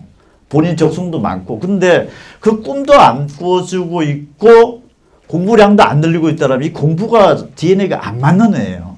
내가 재수학원에서 솔직하게 말씀해. 재수해서 성적 올린다라고 하는 것은 명확한 꿈이 명확해야 돼요. 이런 애들 사수 오수도예요. 그게 꿈이에요, 얘가. 두 번째가 절대 공부량 늘리지 않고서는 방도가 없어요, 이게. 무슨 기술적인 것들을 거기서 들이다민다고 해가지고 됐을까? 양천구에 살지 않고서 대치동에 살았으면 내가 성공했을 것인가? 성공했을 거예요, 그게. 똑같은 얘기죠, 그게. 컨디션 탓하지 말고 어쨌든 절대 공부량 늘리라는 것들 두 번째고, 재수에 가서 특별한 비법이 있냐 없냐? 재수학원도 있고 저도 거의 한 30년 됐는데 재수학원의 비법 냉정하게 보면 없습니다. 저 문제만 풀어보면 내가 수능 점수 높아질 것이다. 저 선생님한테만 받아보면 재수에서 성공할 것이다. 아까 제가 말씀드렸던 1번과 2번이 성립되지 않고서는 그 어떠한 테크니컬한 것들을 도입시킨다 하더라도 실패합니다. 성공했다 하더라도 그건 정말 그건 뭐 우발이었을 것 같고요. 그래서 가까운 곳에 가서 시간 세이브하면서 죽게는 사기로 공부하는 길밖에 없다라는 거. 여기서 대치동 학원에 어디 가가지고 한다고 해서 성공을 보장할 것이다. 실패한 사례를 제가 안 보고 있다라고 이런 말씀 드리는 것도 거짓말이 되거든요, 이게. 근데 실패한 사례를 너무나 많이 봅니다. 저한테 개인적으로 다른 학원에 백 써서 좀 넣어달라고 하는 사람도 저한테 안 들어오겠습니까? 다 성공할 것 같죠? 그런 얘기를 공개해주면 그것도 끔찍할지도 몰라요. 그래서 공통적인 것들은 정말 절대적으로 공부량을 좀 늘려야 되고 또 재수를 하다 보면은 고등학교 3학년 되다 보면은 우리 학교 환경, 우리 학원 환경 탓하고 이런 경우도 있을 수 있는데 그 환경도 자기한테 유리하게 만들어가는 애가 성공하는 거예요. 옆에서 막 떠들고 막 장난치고 있는 학습 분위기 안 좋다. 다 공부만 열심히 하는 애들 공간에 있으면 더 잘할 것이다. 그것도 제가 봤을 때는 이래저래 핑계일 수도 있어요. 그래서 어쨌든 목표 좀 크게 묻고 절대적으로 공부 시간 늘리고 절대적으로 문제 많이 풀어보고 절대적으로 반복 많이 해보고 절대적으로 수능 시험 전범위 몇 회를 몇 번 더 받느냐의 게임이지 절대 이게 어느 학원에서 어느 선생님한테 해서 될 것 같으면 돈 있는 사람이 다 이기게 해요. 절대 그렇지 않다라는 거 제가 말씀드리고 실제 또 그런 사례가 있다 하더라도 그거 너무 일반화시키면 절대 안 된다라는 거 제 스스로 솔직하게 말씀드립니다. 그래서 고등학교 3학년 학생들과 N수를 지금 이제 시작하려고 하는 학생들에게 제가 지금 전해드리고 싶은 말씀을 솔직하게 한 말씀 드렸습니다. 그래서 다음번부터는 또 테마별로 또 설명해 주시는 되고 할 테니까 원장님 말씀 잘 듣고 여기 원장님한테도 한 매달려 보십시오. 그러다 보면은 1년 잘 들어갈 거예요. 하여튼 좋게 출발하시고 다부진 마음 뽑으시고 꼭 성공하십시오. 고맙습니다. 저희 N수 정규반 시작 시점이 크게 좀 두 가지로 공개되고 안내드리고 있는데 모든 학원이 2월 23일 날 정규반, 그러니까 시작점이 똑같죠. 선행반을 빼고 나면. 근데 2월 2일 날 시작하는 반이 좀 있어요. 텀이 너무 길어서 준비는 빨리 못했지만 23일까지 좀 늦을 것 같다. 이 친구들 위해서 2월 2일 반 편성해서 별도 프로그램 진행하니까 참고 좀 해주십시오. 제가 첫 화두로 끝낸 주제는 아까 대표님 끝말씀하고 거의 연관된 내용입니다.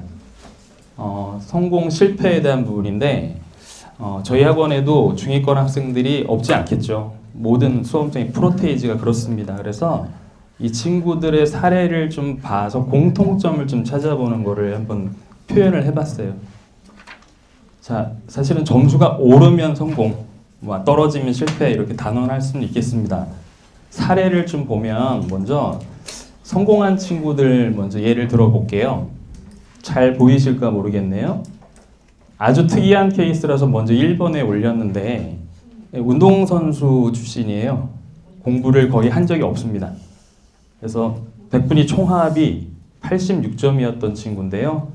여기 와서 공부하고 백분위 총합이 265점이 나왔고 한지, 세지 두 과목 95, 95 나왔어요. 이 정도면은 조금 박하게 보면 건동원 라인은 되는데 외대에도 좀 지원이 가능하지 않을까 싶어요. 컨설팅을 했습니다. 이미 했고 이 친구 특징을 살펴보면 기초반 배정을 해요. 저희는 과목별로 반을 다 나눠서 들어가기 때문에 기초부터 집중 관리하고 탐구 과목 변경시키고 암기 과목에 집중시켰습니다.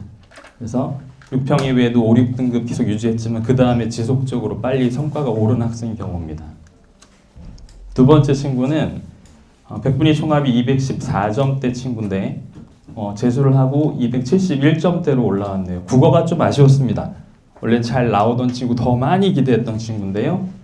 대신에 탐구 과목을 이렇게 변경도 했고 그다음에 수학도 올리고 전반적 성과가 있었던 친구예요. 특징이 좀 있어요. 어머님 보시면 뭐 등원 부분은 잔소리가 없습니다. 근데 특이한 점이 잠 좀 많은 친구였는데 아침에 저희가 영교시 때마다 테스트를 좀 보거든요. 듣기도 하고 단어도 보고 독서 문항도 읽고 이런 프로그램이 있는데 그 프로그램 정말 성실하게 이해했던 친구고 그리고 선생님 쫓아다니면서 많이 물어보는 친구예요. 자, 물어본 다음에 본인 또 그 이행하는 부분에 적극적이었던 친구입니다. 세 번째 친구 185점대. 사실 200점대 미만 친구들도 꽤 있어요. 220점대 친구도 있지만 이 친구도 185점 시작으로 해서 백분위 총합이 259점대 됐는데 조금 애매합니다만 국어하고 수학을 잘 봤기 때문에 가능하지 않을까 싶어요. 자, 이 친구 특징은 이 사례는 조금 특이 케이스라서 올려놓은 건데요.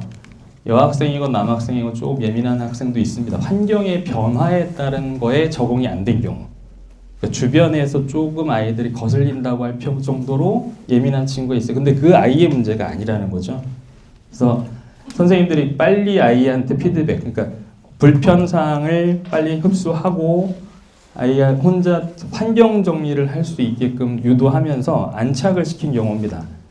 보통 한 달에서 2달 정도 이런 경우들이 생기니까 본인들, 학생들이나 아니면 부모님이 이런 얘기 들으시면 선생님한테 좀 말씀해 주시면 좋겠어요.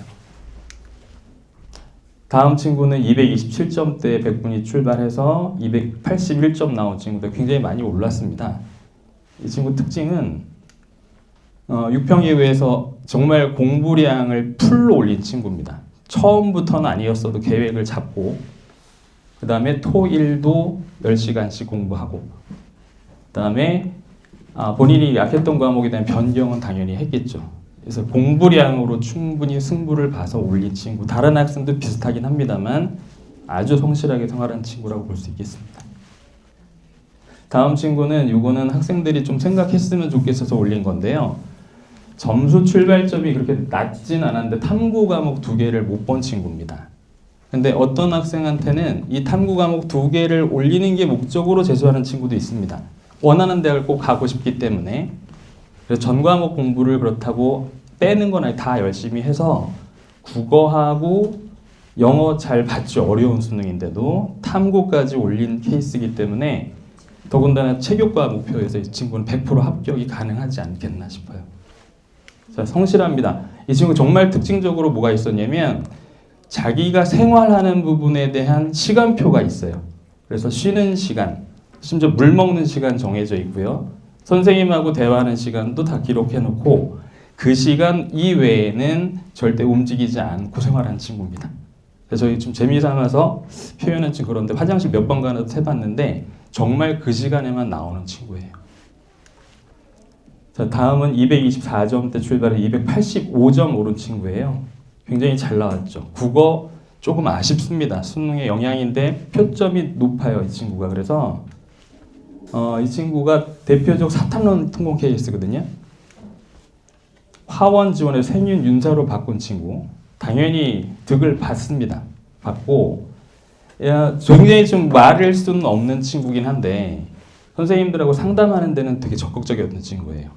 그래서 피드백을 받으면 거기에 대해서 반응하고 본인이 꼭 거기에서 변화를 주려고 실행한 친구고 그 다음에 주말 공휴일 이 친구는 정말 풀타임 러너입니다. 3월부터. 그래서 이 정도 공부량으로 본인 성과를 낸 친구입니다. 요 몇 가지 사례 좀 들게요. 저희 학원에 치부기도 하고 죄송스러운 학생들인데 실패 사례를 들은 경우가 잘 없죠, 학원들이. 근데 저는 과감히 이 실패를 거론하는 이유가 공통점이 좀 있어요. 한번 같이 고민해 줬으면 하는 부분입니다. 70점대 친구, 근데 60점대. 여기 사례된 친구들이 중간에 점수가 오르지 않은 애는 한 명도 없긴 합니다. 중간에 막 250점대도 올라오기도 하는데 수능날 이렇게 나온 건데요. 이 친구는 이제 수면 장애라는 표현을 본인이 써요. 본인이 다들 자기 진단을 하고 있더라고요. 저는 뭐 때문에 안 됩니다, 안 됩니다. 아침 등원이 힘들었던 친구고, 자, 이 부분 오전 학습 관리가 안 되죠. 그러면 이 친구들이 재수를 하면서 공부하기 싫어하는 건 아니거든요. 밤에 공부합니다. 고3하고 똑같아요, 생활이. 이런 케이스가 하나 있었고, 두 번째 친구도 평범한 점수대 280점대 출발로 해서 점수가 떨어집니다. 유지가 돼도 사실 실패긴 한데 떨어지는 경우인데, 이 친구 등원하면 아침에 자요. 저희가 자습 관리부터 등원 관리 선생님 직접 다 하거든요. 그럼에도 불구하고 흔들어줘도 못 일어나는 경우가 밤에 뭔가를 하는 것 같아요. 근데 부모님도 몰라요. 문 잠가 놓고 뭘 한 것 같습니다 정도인데 이 상황이 개선이 끝까지 안 됐습니다. 세 번째 사례는 조금 하위권 친구였는데 이 친구 올랐습니다. 10점 정도. 근데 이건 올랐다고 할 수 없잖아요. 예, 남학생 중에서 혹시 이런 친구, 여학생도 마찬가지인데 특수 목적 대학이 나의 살 길이다 이런 경우도 있죠. 근데 그게 나한테 맞는 전형이라고 생각하면 안 됩니다. 3과목만 공부하면 된다는 마음으로 초반에 양을 줄여요. 6평 보고 나서 7월 지나고 나서 탐구 공부하겠다. 이렇게 되면 결국에 탐구 못 잡거든요. 그럼 균형 무너지면 다 무너집니다. 그래서 이런 케이스도 꼭 본인들도 해당 안 되게끔 염두를 해줬으면 좋겠어요. 다음 케이스는 230점대. 이 친구는 선생님들이 되게 아쉬워했던 친구인데 심지어 언어 엄매했었고 미적했었는데 점수 때 나쁘지 않거든요. 되게 힘도 있었던 친구고 수능 때 좀 미끄러진 친구였는데 가채점 해보고 연락 안 됐습니다. 근데 전체적으로 보니까 다 떨어졌어요. 또 졸음이 나오네요. 저희가 월 통계, 지갑 결석 확인하고 부모님 보실 수 있게 보내드리기도 하는데 결국에는 참여도가 떨어질 수밖에 없어요. 지각 한번 하면 선뜻 적극적으로 수업에 못 임해요. 그러면 자꾸 뒤로 미루려고 그럽니다. 이번 시간 안 들어가면 안 됩니까? 우리 늦게 왔으니까. 그럼 자습실에 있다가 수업 들어가는데 한 타임씩 밀리고. 근데 문제는 이 친구는 핸드폰 관리에 대해서 자기 고백이 있었습니다. 그래서 6평대 지각을 한 친구예요. 이 정도로 수면 관리가 굉장히 중요하더라. 이런 경우도 생깁니다. 꼭 생각을 해주시고요. 다음 케이스는 213점대도 그렇게 뭐 재수하는데 나쁜 컨디션은 아니라고 보는 거거든요. 근데 점수가 심지어 한 20점 정도가 떨어진 친구라서 사례를 봤더니 이 친구들은 이제 자기 공부 방법에 대한 고집이 좀 있어요. 옳고 그름의 문제는 아닌데 내가 좀 득한 방법이 있다. 그러면 과목에 대해서 사실은 전체적인 관리받는 걸 좀 싫어하거든요. 그래서 조금 겸손하게 점검을 받는다는 생각으로 학원을 다녔으면 어떨까? 이런 케이스에서 사례를 들었습니다. 어머님 이거 정리해본 결과가 제가 빨간색으로 원래 표시했다가 너무 강렬해가지고 그냥 검은색으로 놔뒀는데 결국엔 잠입니다. 잠. 잠 부족하면 한 일주일 버티죠. 한 달 뒤면은 티 날 거고요. 그러면 아파요. 우리 애들은 왜 이렇게 아픈지 모르겠습니다. 그래서 아프면 당연히 학원을 못 나오죠. 부모님들도 강제를 못 하시죠. 자, 그리고 두 번째는 점수가 대부분 오릅니다. 점수는 안 오르진 않는데 과목 하나가 오르면 거기에 대해서 굉장히 부심을 갖고 본인은 그거는 혼자 해도 되겠지 않나. 이런 생각들을 많이 해요. 균형에 대한 문제를 좀 얘기하고 싶은 거죠. 자, 중간에 평가받는 거는 정말 말 그대로 현 컨디션 정도 체크다.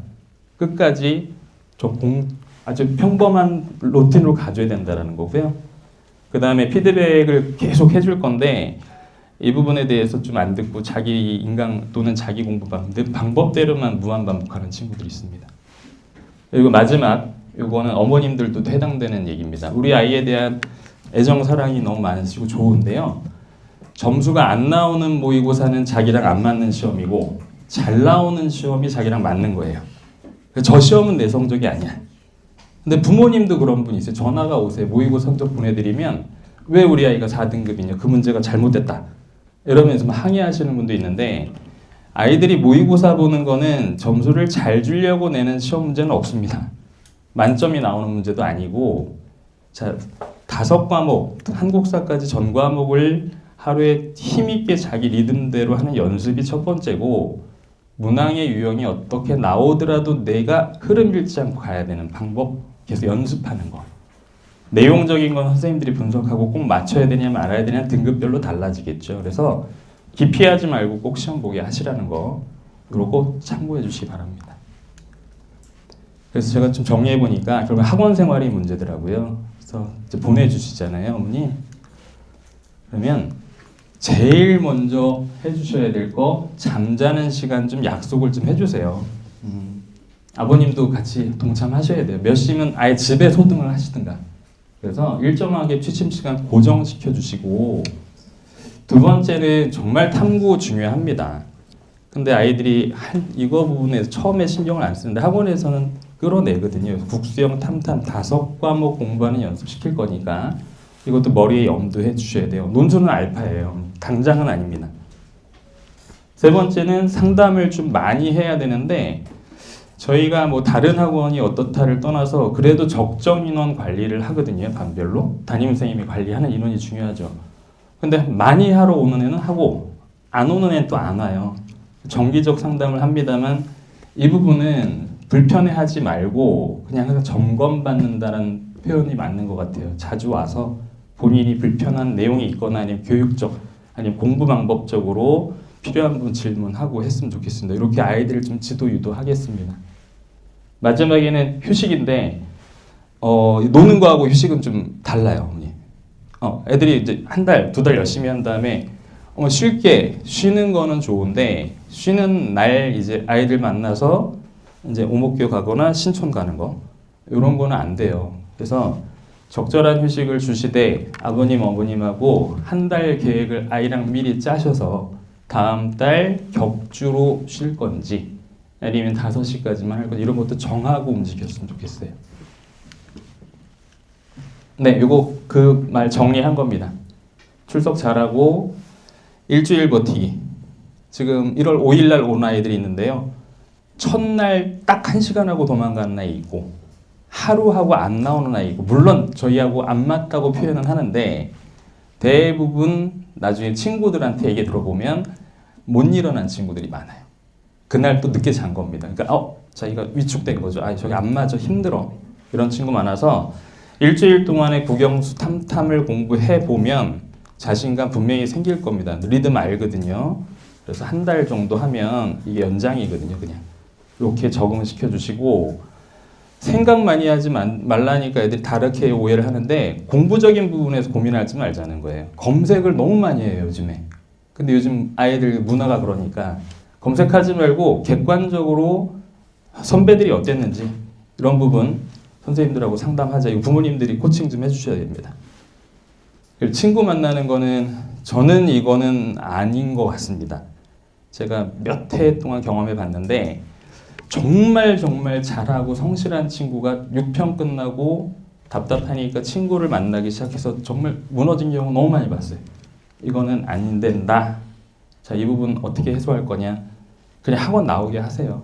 나와서 하루 그 타이밍만 버티면 또 일주일 가고 한 달 버티면 바로 또 9평 들어가고 이렇게 가는 수밖에 없어요. 이거 꼭 참고해 주십시오. 부적응 사례 마찬가지. 이것도 정리한 거니까 어머님들 항상 머릿속에 좀 기억 좀 해주셨으면 좋겠습니다. 마지막 거 진짜 많이 벌어지는 일들이에요. 잘 하다가도 이게 본인들이 급해서 문제가 되는 겁니다. 싫어서가 아니라. 이것도 꼭 사례 중에 있다 생각해 주십시오. 정리해 보니까 수험생들 계신데 이거 재수하는데 힘줘서 오시면 안 돼요. 그 해병대 출신들도 와가지고 해병 정신 얘기하는데 그거랑 다릅니다. 그냥 덤덤하게 생활을 버텨줘야지 되는 거고 이게 내 거다고 생각해야죠.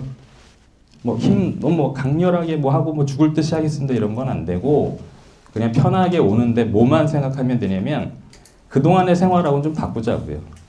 그냥 단순하게. 그래서 자세, 태도 중요합니다. 이걸 바라보는 자세 왜 하는지 이거 꼭 신경 써서 생활 태도 바꿔야 점수 바뀐다는 거고 부모님들은 사실은 조금 이제 해방이 되셨으면 좋겠어요. 여기까지 지원은 충분하시다.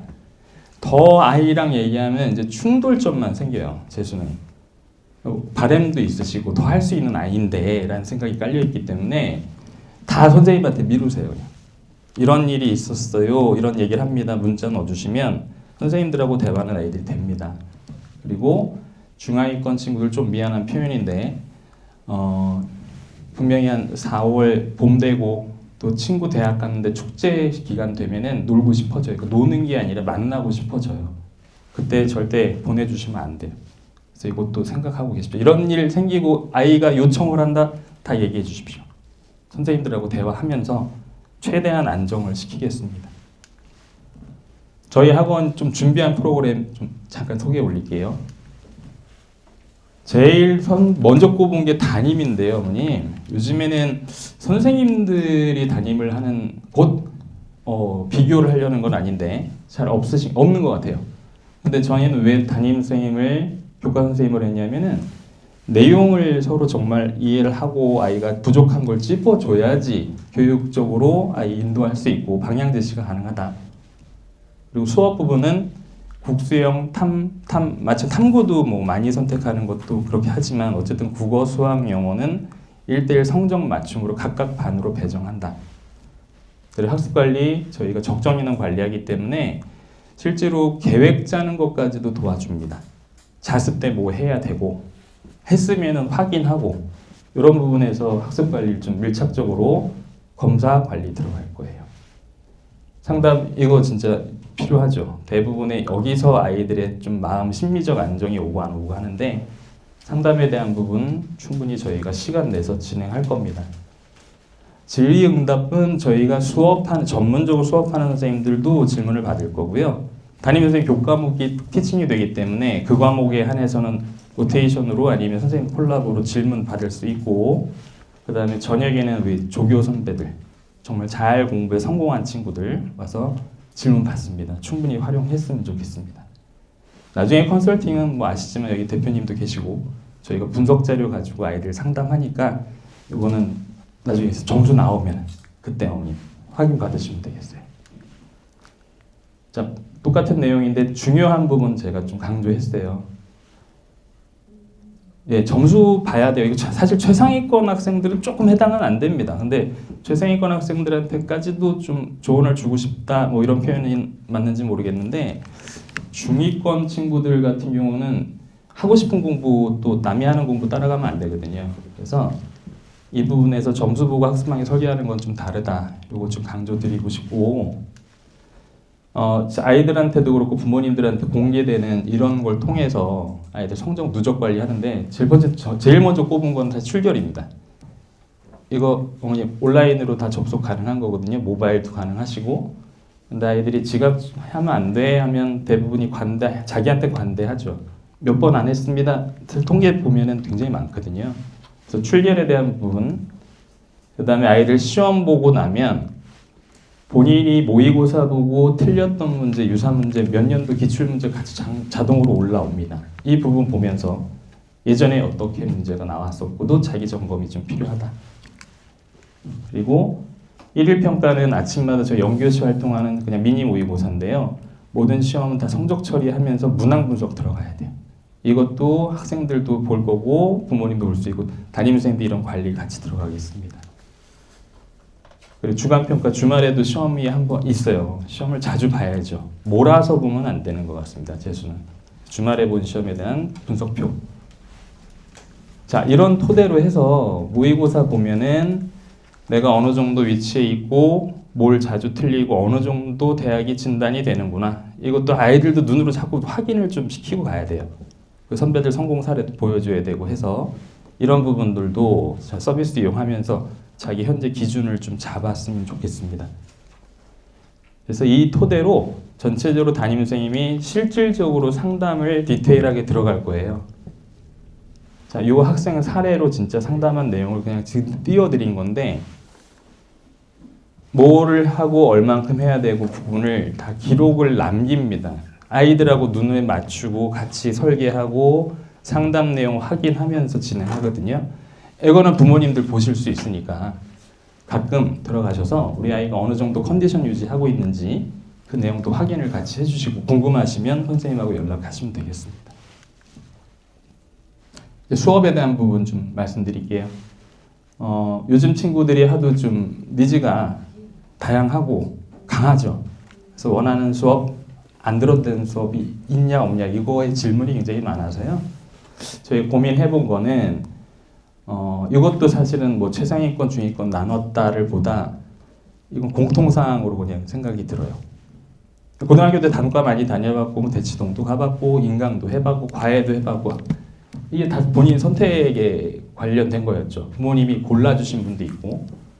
근데 배우는 거하고 본인이 공부하는 건 좀 별개 문제로 이제 생각을 해줬으면 좋겠어요. 그래서 그런 부분들의 고민과 또 두 번째는 정말 그런 불필요한 학습이 있는가 이 두 가지 고민을 가지고 저희가 시간표를 좀 만든 게 인원에 대한 부분이 중요하더라고요. 사실 이 강의실은 탐구 수업 정도 해요. 근데 제일 뒤에 있는 학생은 선생님이 이렇게 스쳐가면 그 친구는 기억 못합니다. 주로 요 중간 언저리에 있는 친구들 많이 기억하잖아요. 그래서 뒤에서 뒤짐지고 있는 건 안 되게 하려고 많이 듣는 과목이면 반을 더 나눠서 갈 거고 집중도 끌어내겠습니다. 두 번째는 아이들 요구 당연히 받아줘야죠. 근데 불필요하다는 게 아니라 나한테 안 맞으면 어떡하지라는 것도 수렴을 해야 되기 때문에 국어, 수학, 영어를 그냥 등급별 반 배정을 따로 합니다. 국어반, 수학반, 영어반. 그래서 자기 수준에 맞게 등급 수업 듣고 변화가 되면 레벨업을 하는 제도로 시간 배정을 할 거예요. 그리고 동일 수업 시간대에 강연 파트별로 다 다르기 때문에 선생님들 많이 투입해서 아이의 선택에 대한 부분도 좀 확대를 시킬 겁니다. 자, 수업량은 성적대별로 달라져야겠습니다. 1등급 학생한테 개념 설명할 필요 없겠죠. 자, 그거에 따라서 국어, 수학, 영어 배정 반에 수업량은 좀 차이가 있고요.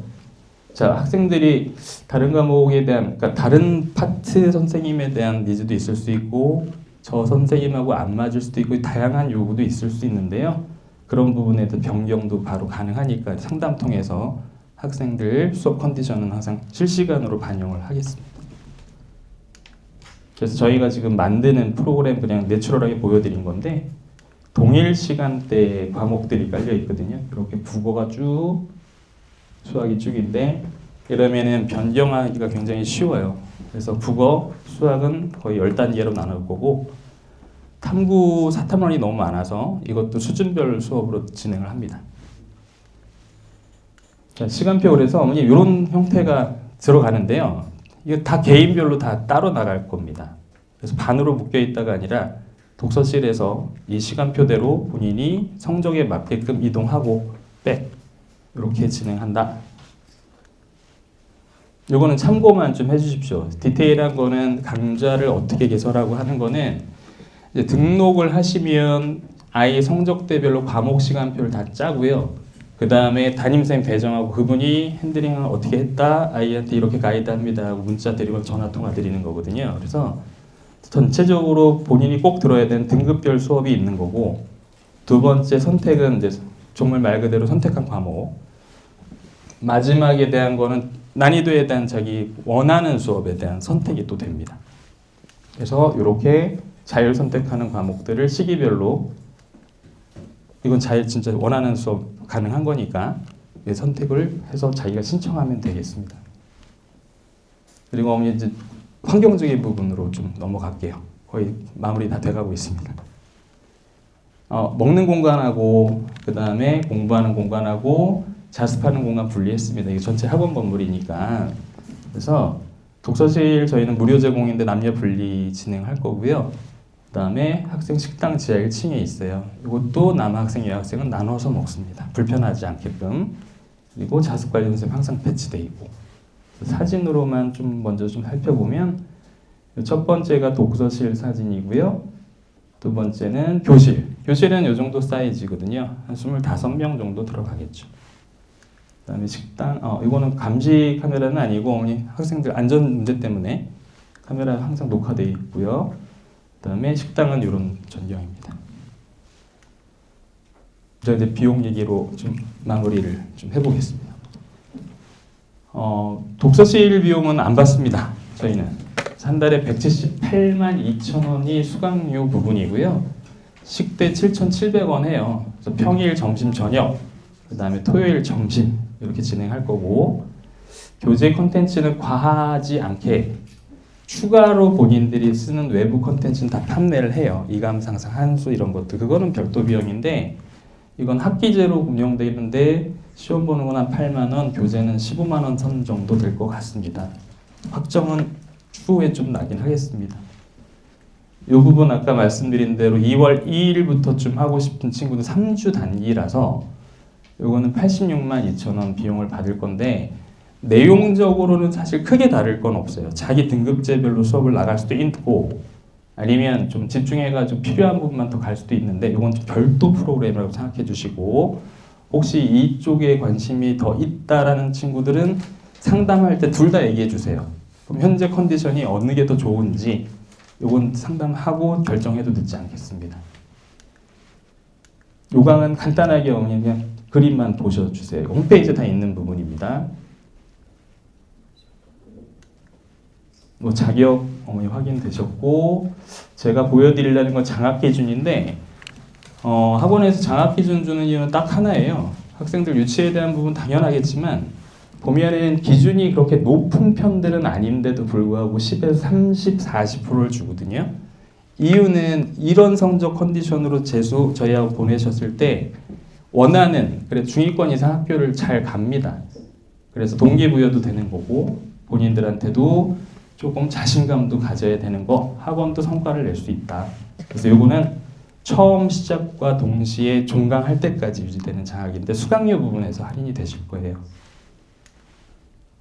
다른 장학 기준은 대학 전형 학생들, 그 다음에 저희 보내주셨던 형제자매 요 정도 생각해 주시면 되겠습니다. 자, 일과표 하나 보고 어머니 좀 알고 계십시오.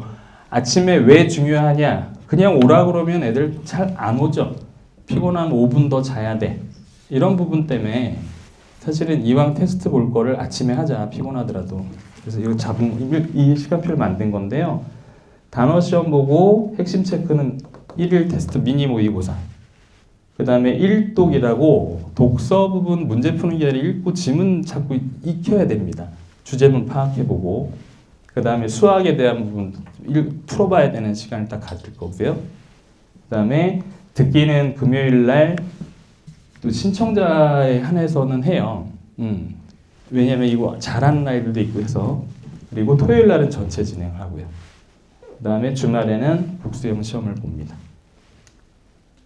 일과표는 이 정도 이해해 주시고 제가 이렇게 마무리를 하려고 하는데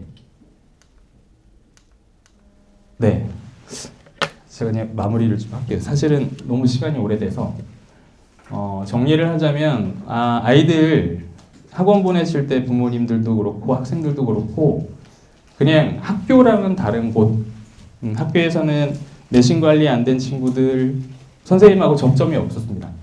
근데 학원에 오면 본인이 주인공이니까 뒤에 움츠려 있지 말고 원하는 내용이 있거나 불편한 내용이 있으면 처음에 바로 다 얘기해라. 그것만 해결이 돼도 아이들 공부 열심히 잘 합니다. 그러니까 꼭 용기 주시고, 오늘 와주신 부모님, 학생들 정말 작년 한 해 고생하셨습니다. 더 좋은 성과 있을 거라고 기대하고 기도드리겠습니다.